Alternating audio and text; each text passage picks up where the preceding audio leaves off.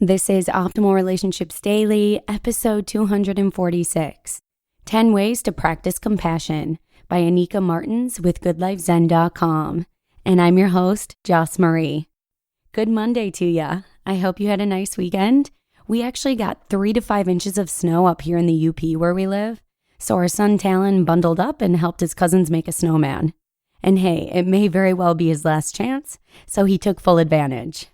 But back to the show. Today I'll be narrating a post from Good Life Zen with some tips for practicing compassion. I cover their content pretty frequently here on my show, but Justin Mullick also covers their content over on Optimal Living Daily too. If you'd like to check out that one, just search for Optimal Living Daily from wherever you're listening to this show. But for now, let's hear today's post and start optimizing your life. 10 Ways to Practice Compassion by Annika Martins with goodlifezen.com. Think of the last time you encountered someone who was suffering.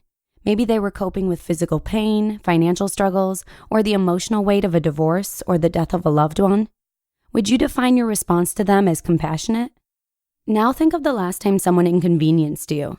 Maybe an aggressive driver forced you to swerve off the road during rush hour, or one of your children accidentally broke an expensive lamp. Maybe it was as simple as the pizza delivery guy being an hour late. How did you respond? Compassion blindness.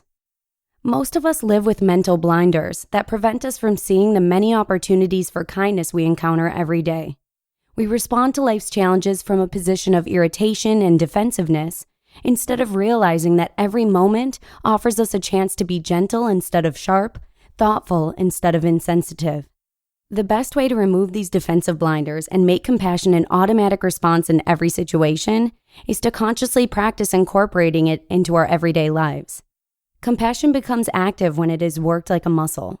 It is something we must practice, just like daily meditation, yoga, or playing the piano. By directing consistent attention and effort at it, we will naturally sink into a rhythm of words and behaviors that reflect this loving kindness in everything we do. Daily acts of compassion. There are many activities we can engage in to proactively cultivate compassion in our daily lives. Here are 10 ideas you can try out for yourself. Tip number 1, teach. You have a set of unique talents, skills, and access to a wide range of resources. Who can you share your talents and resources with today? Where might you find a person who would benefit from what you have to give? Compassion does not hoard what it has, but gives generously. Tip number 2, be taught. There are talents and skills that don't come to you naturally, but flow easily for others. Ask for their guidance and support. People feel empowered when we honor their abilities by asking for their contribution. Tip number 3, offer sincere praise. Forced compliments and fake smiles are not easily disguised, so don't bother trying. Instead, look for opportunities to genuinely applaud someone's talents. Tip number 2 should make this fairly easy. Compassion does not claim the spotlight for itself, but rather shines it on others. Tip number 4, be curious. Create opportunities to objectively explore the things and people you are judgmental of. Read a novel written by an author from a culture you have a low opinion of. Start a casual conversation with a colleague who follows a different religious or spiritual tradition. Allow yourself to recognize common values instead of relying on old stereotypes. Tip number 5, switch shoes. Inhabiting someone else's experience is one of the best ways to cultivate compassion. Offer to cover the responsibilities of a coworker who is out sick or on vacation. Walk or take public transportation to work instead of driving. Changing our usual routine is an excellent way to shift our perspective and see others from a new vantage point. Tip number 6, be a silent witness. Watch a parent walking hand in hand with their child. Let a dog lick your hand.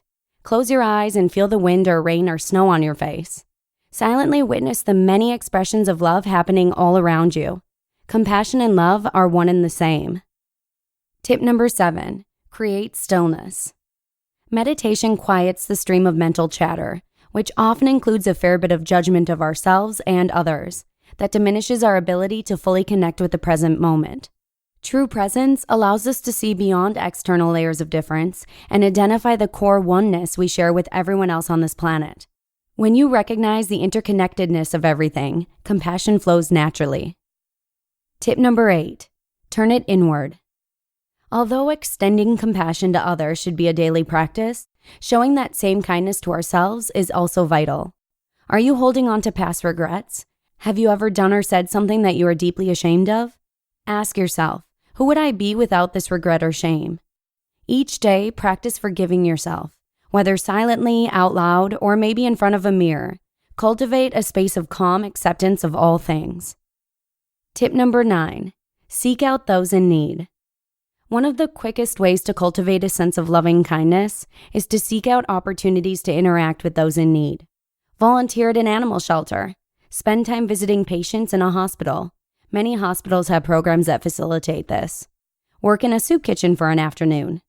Compassion responds to suffering with gentleness, giving its time and energy generously.